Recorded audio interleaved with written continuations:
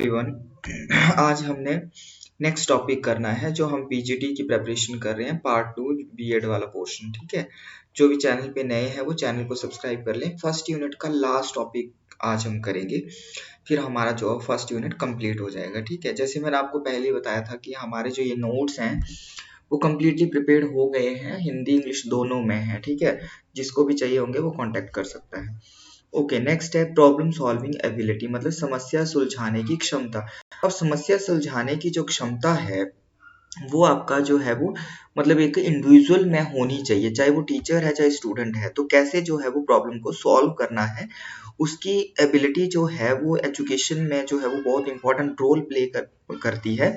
ठीक है, किस तरह से जो है वो कंसेप्ट को समझना है और कैसे जो है वो इफेक्टिवली उस कंसेप्ट को जो है वो सॉल्व करना है। ठीक है तो इसमें अगर हम देखें तो हम बात करते हैं कि the critical skill is applicable across various academic subject, मतलब कि चाहे किसी भी सब्जेक्ट की बात करें तो हर एक सब्जेक्ट में जो है वो ये स्किल होना जरूरी है कि आपका कैसे जो है वो रियल वर्ल्ड की सिचुएशन से हमने जो है वो उनको फेस करना है एंड कैसे जो है वो हमने जो है वो प्रॉब्लम को सॉल्व करना है। ठीक है, तो वो हम देखेंगे। इसमें कुछ इसके करेक्टरिस्टिक्स हैं, डेफिनेशन या मीनिंग की बात करेंगे। तो प्रॉब्लम सॉल्विंग का अगर बात करें तो इसमें आता है कि समस्या संविधान की परिभाषा के बारे में बात करें तो डिस्क्रिप्शन में अगर हम देखें तो प्रॉब्लम सॉल्विंग में क्या इन्वॉल्व रहता है, बोलते ये एक सिस्टमेटिक प्रोसेस है जो प्रॉब्लम को डिफाइन करती है, जनरेट पोटेंशियल सोल्यूशन, मतलब क्या करती है कि एक सही सोल्यूशन तक पहुंचना। समस्या समाधान में वही होगा कि एक पोटेंशियल सोल्यूशन तक पहुंचना, इवेल्युएट दी सोल्यूशन, उन सोल्यूशन को जो है वो इवेल्युएट करना and implementing the most effective way, और उनको जो है वो इफेक्टिवली वे में जो है वो इम्प्लीमेंट भी करना।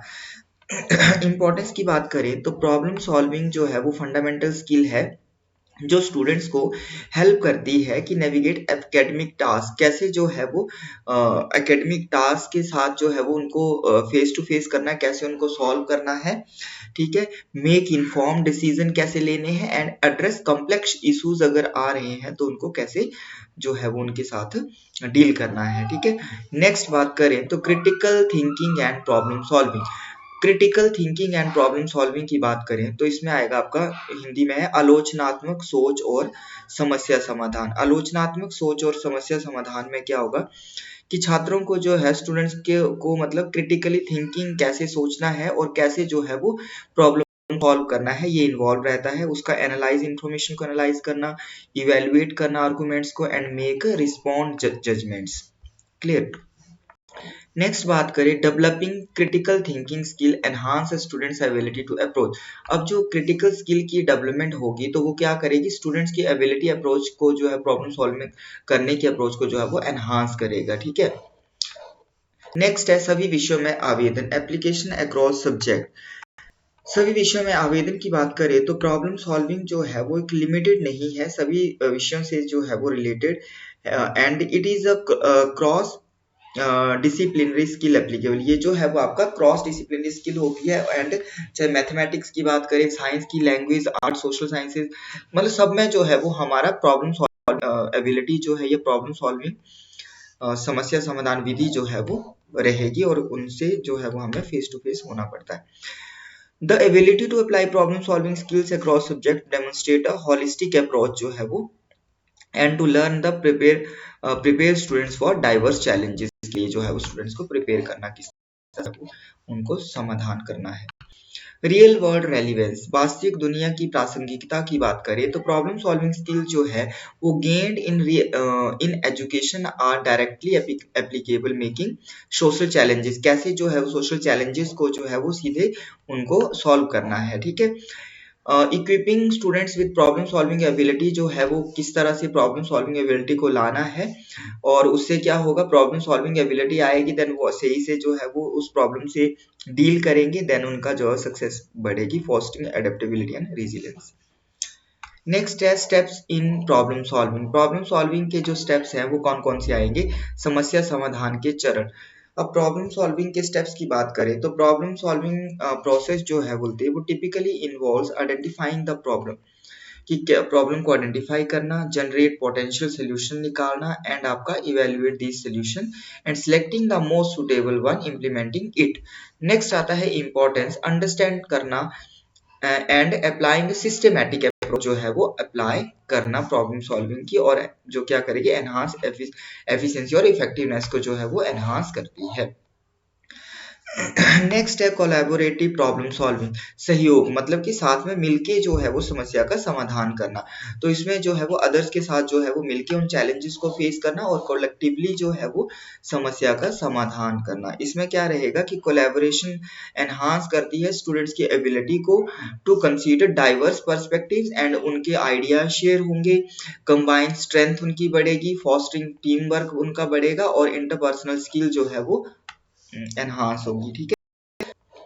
Creative problem solving, creative problem solving रचनात्मक समस्या समाधान। रचनात्मक समस्या समाधान में क्या रहेगा, इसमें थिंकिंग रहेगी, conventional boundaries and generating innovative solution रहेगा and approaching problem with a fresh perspective. इसमें क्या है कि encouraging creativity in problem solving help क्या करती है स्टूडेंट्स को डेवलप करने में original solutions and foster a mindset of exploration and experimentation.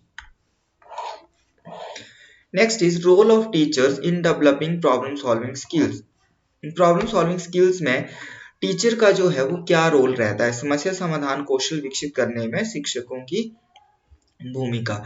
तो टीचर के रोल की बात करें तो टीचर जो है वो इम्पोर्टेंट रोल प्ले करता है लर्निंग एनवायरनमेंट में एंड वो प्रमोट करता है प्रॉब्लम सॉल्विंग स्किल्स को। ठीक है, दे प्रोवाइड गाइडेंस प्रोवाइड करवाते हैं teacher, opportunities for the practices के लिए एंड फीडबैक। नेक्स्ट बात करें तो इफेक्टिव टीचिंग स्ट्रेटेजीज जो हैं वो जैसे आपका ओपन एंडेड क्वेश्चंस हो गए, ठीक है, कि जो स्टूडेंट्स है वो उसके ऊपर जो है वो मतलब डिबेट करें या उसको एक्सप्लेन करें। ठीक है, सिंगल आंसर नहीं होगा उसका, उसको जो है एक्सप्लेनेटरी आंसर जो है वो होते हैं ओपन एंडेड में। Facilitating discussions and assigning real world problems के साथ जो है वो कैसे डील करना है, contribute to the development of problem solving abilities. Next is integration of technology. Integration of technology की बात करें तो टेक्नोलॉजी टूल जो है एंड रिसोर्सेज जो है वो सपोर्ट करते हैं प्रॉब्लम सॉल्विंग को by providing access of information का जो तक पहुंच, simulation and collaborative platforms. Importance की बात करें तो इंटीग्रेट करना टेक्नोलॉजी को एजुकेशन में, और उससे क्या होगा कि स्टूडेंट्स की एबिलिटी जो है वो एनहांस होगी, रिसर्च वगैरह बढ़ेंगे, analyse data and communication skills बढ़ेंगी and preparing them for a technology driven world के लिए वो prepare. Next is assessment of problem solving skills. Assessment of समस्या समाधान कौशल का आकलन कैसे करना है। असेसमेंट कैन इंक्लूड बोलते बहुत होती है, ये फॉर्मेटिव भी होती है, समेटिव भी मेजर भी होता है। ठीक है, तो आपका ये दोनों स्टूडेंट्स को एवेल्युएट करना और प्रॉब्लम सॉल्विंग एबिलिटी जो है वो इसको बढ़ाना। तो असेसमेंट ऑफ प्रॉब्लम सॉल्व मतलब कि फॉर्मेटिव एंड समेटिव असेसमेंट को जो है वो ये दोनों शामिल हो सकते हैं। ठीक है, इंपॉर्टेंस की बात करें तो असेसमेंट्स जो है वो गाइड करती है एजुकेटर्स को अंडरस्टैंडिंग स्टूडेंट स्ट्रेंथ के लिए and area for improvement informing instructional strategies and interventions. ठीक है, नेक्स्ट बात करें तो real world problem solving projects. Real world से रिलेटेड जो है वो प्रॉब्लम सॉल्विंग प्रोजेक्ट्स जो है वो होने चाहिए, प्रॉब्लम समस्या समाधान परियोजनाएं। इसमें क्या आएगा कि assigning projects that mirror real world challenges, जो कि आपके रियल वर्ल्ड चैलेंजेस के मतलब एक मिरर होंगे, वो क्या करेंगे अलाउ करेंगे स्टूडेंट्स को उन प्रॉब्लम को सॉल्व करने में, प्रॉब्लम सॉल्विंग स्किल्स आएंगी and authentic context. Real world project provide करते हैं स्टूडेंट्स को हैंड ऑन एक्सपीरियंसेस उनको आते हैं, connecting theoretical knowledge and practical application जो है ये सारा एनहांस होता है। ठीक है, next is inquiry based learning. पूछताछ आधारित शिक्षा की बात करें तो इंक्वायरी बेस्ड लर्निंग जो है वो एम्फेसिस करती है एक्सप्लोरेशन में, क्वेश्चनिंग में, डिस्कवरी में and curiosity and problem solving skill जो है वो इससे बढ़ती है। इंपॉर्टेंस की बात करें एनकरेजिंग स्टूडेंट्स को एनकरेज करती है टू आस्क क्वेश्चंस के पूछना, इन्वेस्टिगेट टॉपिक को इन्वेस्टिगेट करना एंड कंक्लूजन ड्रॉ करना और उसको promote independent thinking and problem solving. ये सारी चीजें जो है वो आती हैं। Next is cognitive flexibility. विज्ञानात्मक लचीलापन। कॉग्निटिव फ्लेक्सिबिलिटी की बात करें तो इसमें डिस्क्रिप्शन की बात करें तो कॉग्निटिव फ्लेक्सिबिलिटी में बोलते क्या इन्वॉल्व रहता है, ability to adapt thinking and strategies जो कि क्या फेस करती हैं with new and expected information.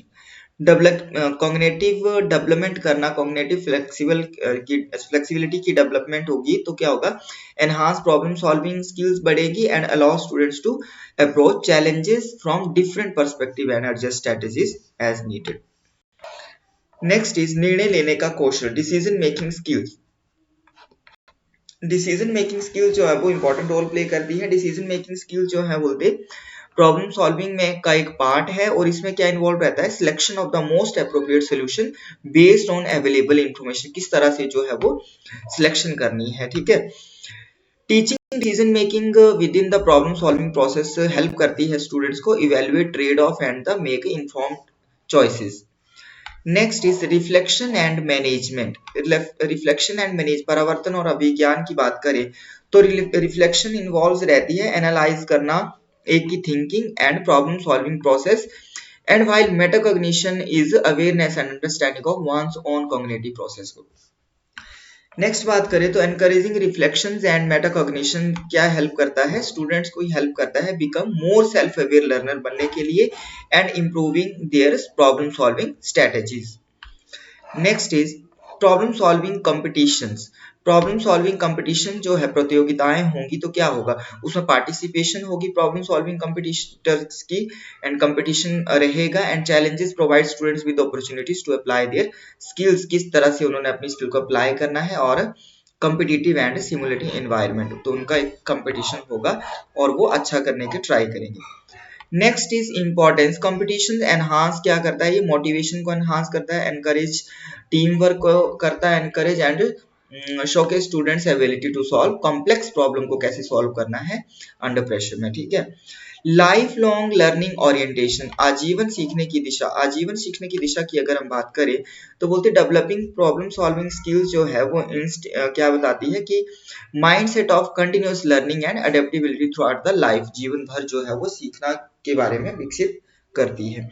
Problem solving ability जो है वो are valuable beyond formal education contributing to personal and professional success in the ever changing world. तो इस तरह से जो है ये लास्ट आपका ethical consideration in problem solving होनी चाहिए, मतलब समस्या समाधान में नैतिक विचार, ठीक है। तो नैतिक विचारों के थ्रू भी समस्या समाधान होनी चाहिए। बोलते problem solving should consider ethical implications and social responsibility को भी इंक्लूड करना चाहिए and teaching students to approach problems ethically foster sense of response, उससे क्या आएगा, एथिकली जो है वो उससे सेंस ऑफ रिस्पॉन्सिबिलिटी आएगी and help them make morally उनको कैसे जो है वो नैतिक रूप से नैतिकता उनमें आएगी and morally sound decision in the personal and professional life, ठीक है। तो किस तरह से मॉरली मतलब उन्होंने नैतिक रूप से किस तरह से जो है वो, चाहे वो व्यक्तिगत है चाहे वो व्यवसायिक जीवन है, किस तरह से उन्होंने जो है वो निर्णय लेने हैं, ठीक है। तो ये इसमें होगा आगे इसका ये कंक्लूजन, ठीक है। तो सेकंड यूनिट जो है वो हमने कर ली, सॉरी फर्स्ट यूनिट जो है वो हमारा कंप्लीट हो गया। अब हम सेकंड यूनिट करेंगे, ठीक है। आपको दिखा देता हूँ ये नोट्स जो है, ये देखिए सारे हिंदी और इंग्लिश दोनों में ही है, ठीक है। ये देख सकते हैं आप, ठीक है। जिसको भी चाहिए होंगे वो कांटेक्ट कर सकता है, ठीक है। सबसे अच्छी बात तो ये है कि हिंदी और इंग्लिश दोनों में ही है, ठीक है। जिसको हिंदी में प्रॉब्लम फील हो रही है तो वो प्रॉब्लम फेस कर रहे हैं तो वो क्या करेंगे, इंग्लिश में पढ़ सकते हैं। इंग्लिश वाले इंग्लिश में प्रॉब्लम फेस हो रही है वो हिंदी में जो है वो पढ़ सकते हैं, और जो दोनों में पढ़ना चाहें तो बहुत अच्छी बात है, दोनों में पढ़ सकते हैं। तो ये जो है वो आपका ये सारे नोट्स जो हैं ये देख लीजिए आपके कंप्लीट हो गए हैं, ठीक है। तो मैंने आपको ये दिखा दिए, जिसको भी नोट्स चाहिए होंगे वो कांटेक्ट कर सकता है। स्वयं प्रभा वगैरह ये आपका आईसीटी का रोल जो भी रहेगा, ठीक है। ये सारा दिस इज द फर्स्ट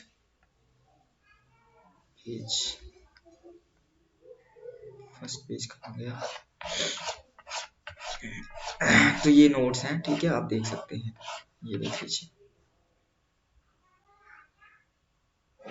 ये देखिए फर्स्ट में मैंने यूनिट वाइज कर दिए, 4 यूनिट है हमारा, पहले सिलेबस है, ठीक है। ये आपका ऑथर्स की डिटेल है और फर्स्ट ये आपका फर्स्ट पेज, ठीक है।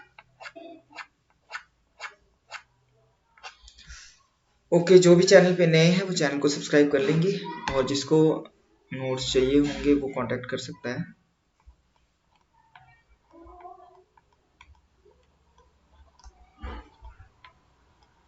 बोथ बाइलिंगुअल जो है वो आपको कहीं भी नहीं मिलेंगे, या तो इंग्लिश में मिलेंगे या हिंदी में मिलेंगे, और एक ही बुकलेट में आपको बाइलिंगुअल मिल जाए वो आपको यही मिल सकते हैं, ठीक है।